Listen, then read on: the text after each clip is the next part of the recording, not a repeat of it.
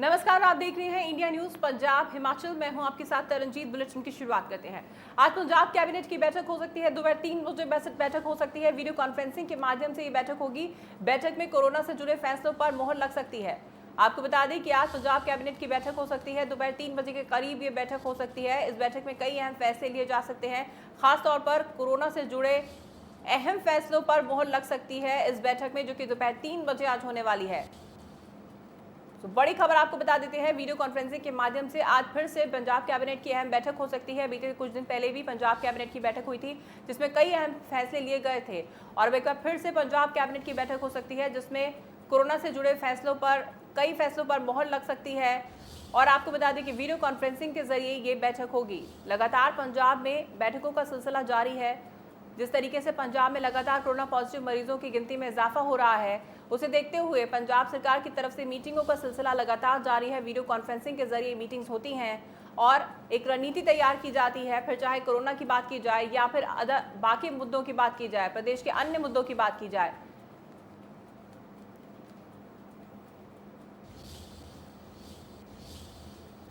वहीं राजस्थान में सियासी संग्राम अभी भी जारी है। बागी हुए सचिन पायलट और सीएम गहलोत के बीच अभी खींचतान जारी है। राजस्थान हाईकोर्ट ने पायलट कैंप की याचिका की सुनवाई पर सचिन पायलट और उनके 18 समर्थक विधायकों को 24 जुलाई तक की मोहलत दे दी है। हाईकोर्ट ने स्पीकर सीपी जोशी से कहा कि वो 24 जुलाई तक कोई भी कार्रवाई नहीं करेंगे। हाईकोर्ट ने इस मामले में 24 जुलाई तक फैसला सुरक्षित रखा है। आपको बता दें कि सचिन पायलट गुट की ओर से विधानसभा स्पीकर के नोटिस के खिलाफ याचिका दायर की गई थी।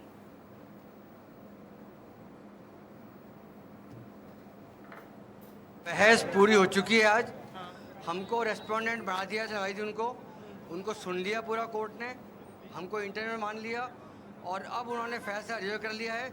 24 तारीख को फैसला सुना देंगे वो। लेकिन क्या रहा कुल मिला के कि आप इन लोगों को विधायक जो है उनको 24 तारीख तक का वक्त मिल जाएगा? 24 तारीख तक के स्पीकर कोई कार्रवाई नहीं करेंगे इस पर।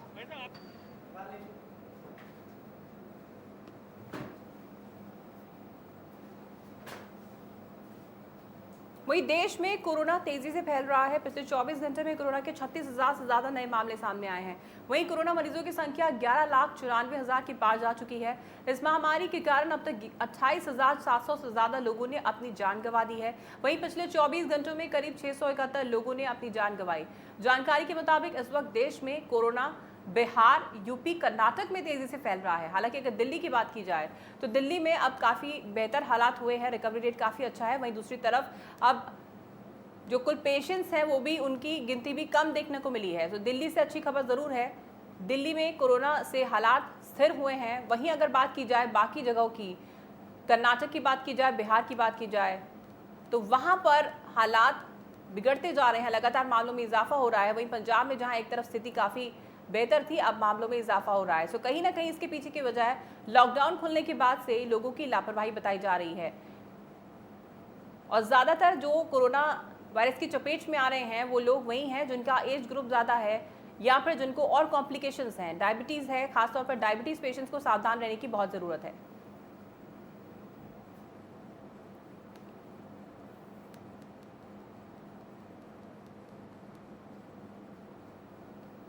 वहीं पंजाब में कोरोना अपने पैर पसारता जा रहा है। कैप्टन सरकार लगातार कोरोना को रोकने की कोशिशें कर रही है। पंजाब में कोरोना से अब तक 10,880 से ज़्यादा लोग संक्रमित हो चुके हैं। पिछले 24 घंटे में कोरोना के 375 से ज़्यादा नए मामले सामने आए हैं। वहीं प्रदेश में इस महामारी से मरने वालों की संख्या 260 के पार जा चुकी है। मंगलवार को प्रदेश में कोरोना से एक व्यक्ति ने अपनी जान भी गंवा दी। वहीं पंजाब का रिकवरी रेट 70% से ज़्यादा है। तो पंजाब में आपको बता दें, हालांकि मरीजों की गिनती में इजाफा ज़रूर हो रहा है, लेकिन पंजाब में रिकवरी रेट काफ़ी अच्छा है। लेकिन चिंता का विषय ये भी है कि आखिर मामलों में इजाफा क्यों हो रहा है, क्योंकि पंजाब सरकार हर संभव कोशिश कर रही है। कई तरीके की नई डेवलपमेंट्स पंजाब में की गई हैं और पूरा चेक रखा जा रहा है लोगों पर कि किसी भी तरह से लोग लापरवाही ना बरतें। उसके बावजूद लोग कहीं ना कहीं पंजाब में कोरोना से बिल्कुल भी नहीं डर रहे हैं। लोगों को अब कोरोना से बिल्कुल भी डर नहीं है। लोग पूरी तरह से लापरवाह हो चुके हैं लॉकडाउन खुलने के बाद से, और किसी भी तरह के दिशा निर्देशों का पालन लोगों की तरफ से नहीं की जा रही है। ना लोग मास्क पहनते हैं और भीड़ भाड़ वाले इलाकों में खास तौर पर लोग इकट्ठे हो जाते हैं। यही वजह है कि रिकवरी रेट हालांकि पंजाब में बहुत अच्छा है, लेकिन इसकी चपेट में, इस वायरस की चपेट में पंजाब में ज़्यादातर लोग आ रहे हैं।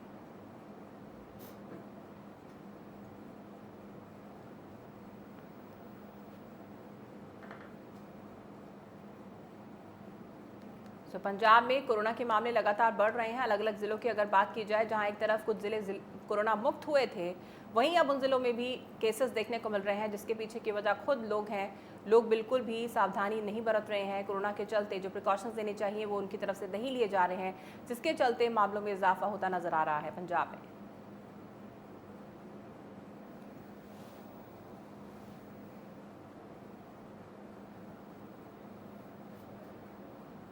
वहीं इस साल होने वाली अमरनाथ यात्रा को रद्द कर दिया गया है। अमरनाथ श्राइन बोर्ड ने इसकी घोषणा कर दी है। कोरोना वायरस के कारण यात्रा को रद्द करने का फैसला लिया गया है। आपको बता दें कि अमरनाथ श्राइन बोर्ड ने कहा कि मौजूदा हालात को देखते हुए बोर्ड ने यह फैसला लिया है कि इस वर्ष की अमरनाथ यात्रा का संचालन करना उचित नहीं है। यात्रा को रद्द करने की घोषणा की जा रही है। बता दें कि इससे पहले अमरनाथ यात्रा 23 जून और उसके बाद 21 जुलाई से शुरू होने की बात कही गई थी, लेकिन अब यात्रा को रद्द करने का औपचारिक ऐलान हो चुका है। इससे पहले यात्रा पर रोक लगाने के लिए सुप्रीम कोर्ट में एक याचिका भी दायर की गई थी। तो आपको बता दें कि श्राइन बोर्ड की ओर से औपचारिक ऐलान कर दिया गया है। अमरनाथ यात्रा को रद्द कर दिया है। जिस तरीके से मामलों में इजाफा हो रहा है कोरोना पॉजिटिव पेशेंट्स के, उसे देखते हुए ये फैसला श्राइन बोर्ड की तरफ से लिया गया है।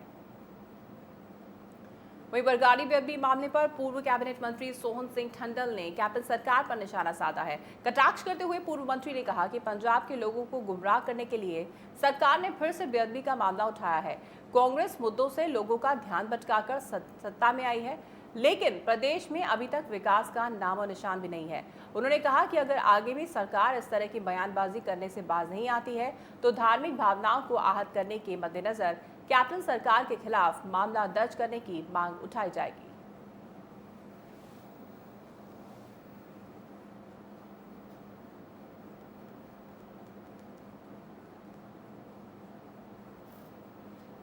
दरअसल बेअदबी मामले को लेकर शिरोमणि अकाली दल ने पलटवार की रणनीति अपनाई है। पार्टी के नेता एक बार सुर में कैप्टन सरकार पर हमला बोल रहे हैं। शिरोमणि अकाली दल ने कांग्रेस पर डेरावाद के नाम पर सियासत करने का आरोप लगाया है। लुधियाना में शिरोमणि अकाली दल के नेता महेंद्र सिंह गरेवाल और मनप्रीत सिंह इयाली ने प्रेस कॉन्फ्रेंस करके पंजाब सरकार पर हमला बोला। इस दौरान इन नेताओं ने कहा कि कांग्रेस शिरोमणि अकाली दल को बदनाम करने के लिए तथ्यों से छेड़छाड़ कर रही है। इस दौरान इन्होंने ये भी कहा कि कांग्रेस के प्रदेश अध्यक्ष सुनील जाखड़ को अकाली दल के अध्यक्ष सुखबीर सिंह बादल पर टिप्पणी करने से पहले अपने इतिहास की तरफ जरा झांकना चाहिए।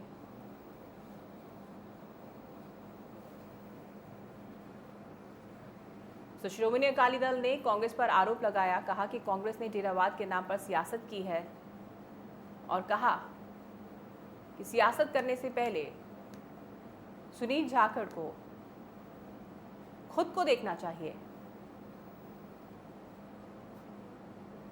साथ ही उन्होंने कहा कि कांग्रेस शिरोमणि अकाली दल को बदनाम करने का काम कर रही है। कांग्रेस तथ्यों के साथ छेड़छाड़ कर रही है।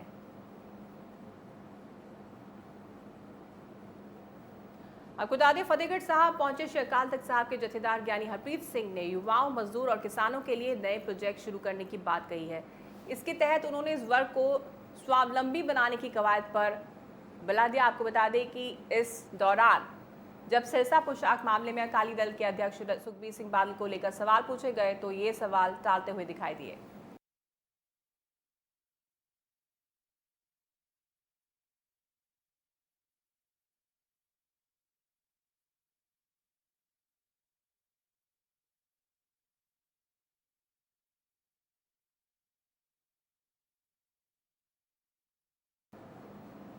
उन्होंने कहा कि उनका ध्यान पॉजिटिव बातों की ओर केंद्रित है और फालतू की बात और राजनीतिक पक्षों में अपना वक्त वो नहीं गंवाना चाहते। उनकी कोशिश है कि सिख समुदाय को पेश आ रही मुश्किलों को दूर किया जाए।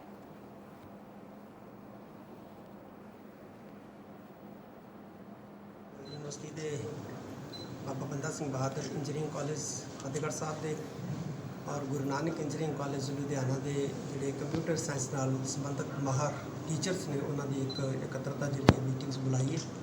उन्होंने कुछ विद्वानों की रूबरू किया।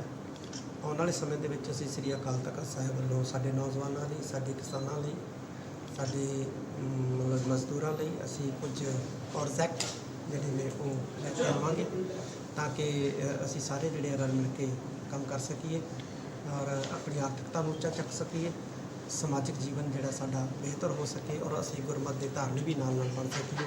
ਇਹਦੇ ਵਾਸਤੇ ਅਸੀਂ ਅੱਜ ਕੰਪਿਊਟਰ ਟੀਚਰ ਸਾਹਿਬਾਨ ਦੀ ਜਿਹੜੀ ਇੱਕ ਮੀਟਿੰਗ ਰਹੀ ਹੈ ਔਰ ਅਸੀਂ ਇੱਕ ਐਸਾ ਡਿਜੀਟਲ ਮੰਚ ਜਿਹੜਾ ਹੈ ਉਹ ਬਣਾਉਣ ਦੇ ਬਣਾਉਣ ਲਈ ਯਤਨਸ਼ੀਲ ਹੈ।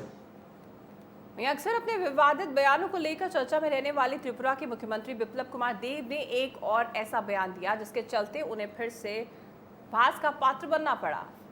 बिप्लब देव ने पंजाबी और जाट समुदाय के ऊपर विवादित बयान देकर अपनी ही फजीहत करा ली। उन्होंने पंजाबी और जाट समुदाय को कम दिमाग वाला बताया था, लेकिन जब उनकी चौतरफा आलोचना और मलानत हुई तो उन्होंने फौरन माफी मांग ली। दरअसल अगरतला प्रेस क्लब में आयोजित कार्यक्रम में सीएम बिप्लब कुमार देव ने देश के अलग अलग समुदायों और राज्यों के लोगों से जुड़ी बातें वो समझा रहे थे।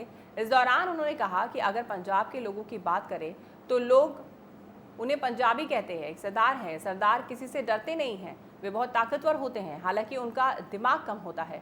कोई भी उन्हें ताकत से नहीं बल्कि प्यार से जीत सकता है। इसके बाद उन्होंने हरियाणा के जाटों का भी इसी तरह से जिक्र किया, लेकिन दिमाग कम होने की बात पर बिप्लब निशाने पर आ गए।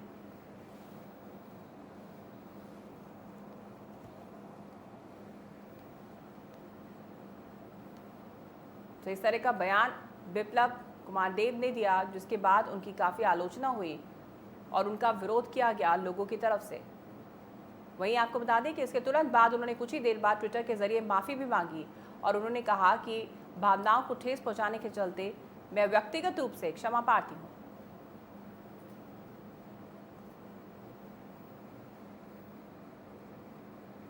वहीं तरनतारण के रसूलपुर गांव में दबंगों ने एक दलित पर जमकर जुल्म ढाया गया है। आपको बता दें कि आरोपों के मुताबिक दलित परिवार के एक व्यक्ति के साथ बेरहमी से मारपीट की गई। मामले में दलित व्यक्ति को पेशाब तक पिलाने की बात कही जा रही है। पिटाई के बाद पीड़ित शख्स के पारिवारिक सदस्यों ने पुलिस को शिकायत दी। इसके बावजूद पुलिस की तरफ से कोई कार्रवाई नहीं की गई, जिसके बाद एससी कमीशन के 3 सदस्यों ने राजकुमार हंस के नेतृत्व में गाँव पहुंचकर मामले की जाँच की और दबंगों के खिलाफ अलग अलग मामले दर्ज कर लिए हैं।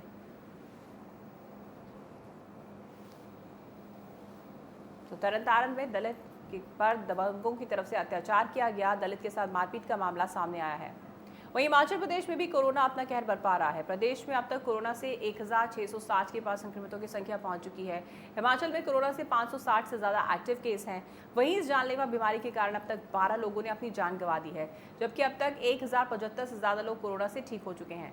वहीं अगर हम हिमाचल प्रदेश में कोरोना से रिकवरी रेट की बात करें तो हिमाचल प्रदेश में भी रिकवरी रेट काफ़ी अच्छा है, लेकिन कहीं ना कहीं यहाँ पर लोगों की लापरवाही देखने को मिल रही है, जिसके चलते मामलों में इजाफा हो रहा है और ज़्यादातर केसेस ट्रैवल हिस्ट्री वाले हिमाचल में निकल के सामने आ रहे हैं, जिसकी वजह से केसेस में बढ़ोतरी होती नजर आ रही है हिमाचल प्रदेश में।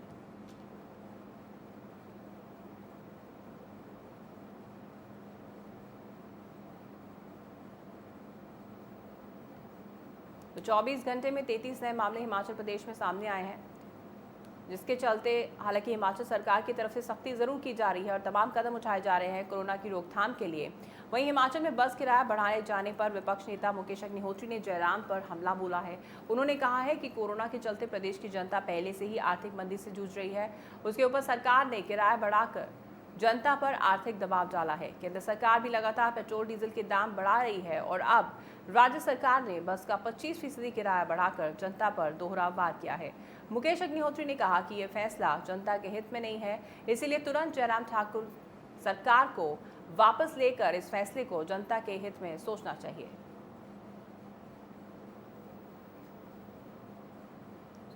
नेता विपक्ष मुकेश अग्निहोत्री का जयराम सरकार पर वार। उन्होंने कहा कि लोगों के हित में फैसला लिया जाना चाहिए।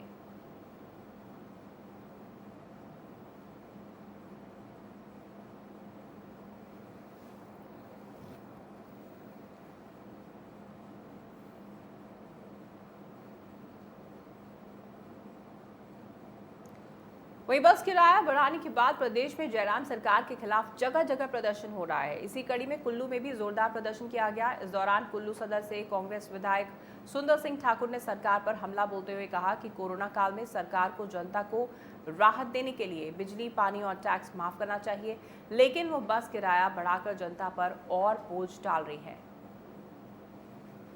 तो कुल्लू में भी जयराम सरकार के खिलाफ विरोध प्रदर्शन किया गया। किराया बढ़ने के बाद, बसों का किराया बढ़ने के बाद विरोध प्रदर्शन किया गया। उन लोगों का कहना है कि जनता पर और बोझ डाला जा रहा है। किराया बढ़ाकर एक तरफ पेट्रोल डीजल के बढ़ते दाम हैं और दूसरी तरफ बस किराया बढ़ने से लोगों को कई दिक्कतें आ सकती हैं, जिसके चलते कांग्रेस की तरफ से प्रदर्शन किया गया। वहीं हिमाचल प्रदेश के मुख्यमंत्री जयराम ठाकुर ने वीडियो कॉन्फ्रेंसिंग के जरिए रामपुर को नई सौगातें दी हैं। मंगलवार को मुख्यमंत्री ने रामपुर में 11.5 करोड़ रुपए के प्रोजेक्ट्स का उद्घाटन किया।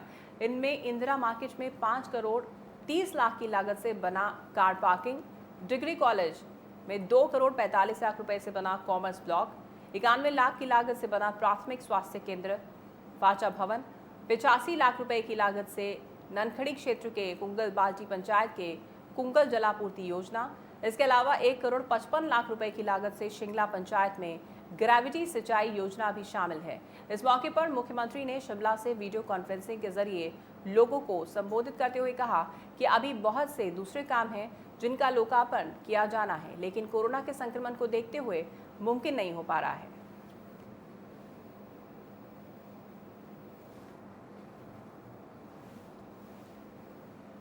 तो रामपुर को जयराम सरकार की तरफ से ये तमाम सौगातें दी गई। वीडियो कॉन्फ्रेंसिंग के जरिए ये तमाम सौगातों के बारे में बताया गया।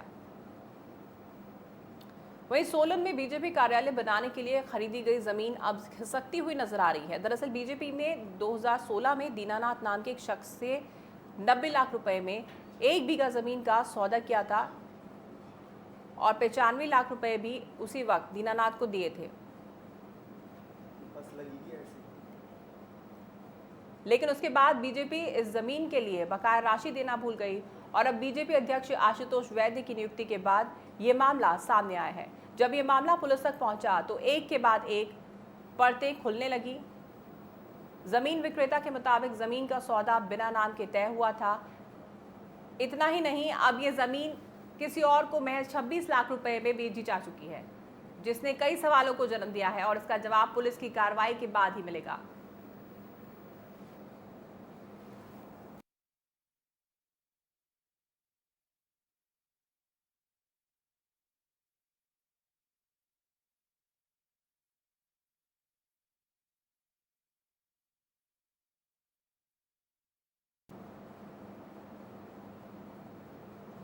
वहीं हिमाचल में कोरोना वायरस लगातार बढ़ता जा रहा है, जिसे रोकने में प्रदेश सरकार हर संभव कोशिश कर रही है। इस दौरान ऊना में विश्व शक्तिपीठ मां चिंतपूर्णी धाम में सावन अष्टमी का मेला कोरोना महामारी की वजह से नहीं लगेगा। इसलिए प्रशासन ने लोगों से घर बैठकर ऑनलाइन माता के दर्शन और चढ़ावा करने की अपील की है।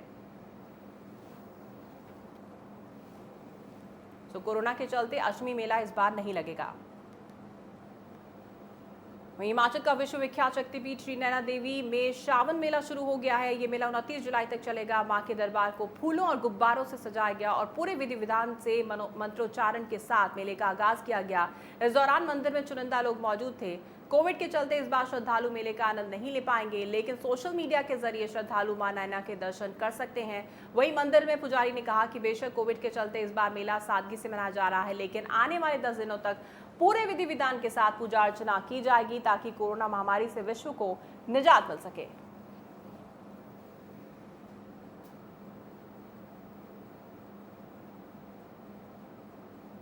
इस बुलेटिन में फिलहाल इतना ही। आप देखते रहिए इंडिया न्यूज पंजाब हिमाचल।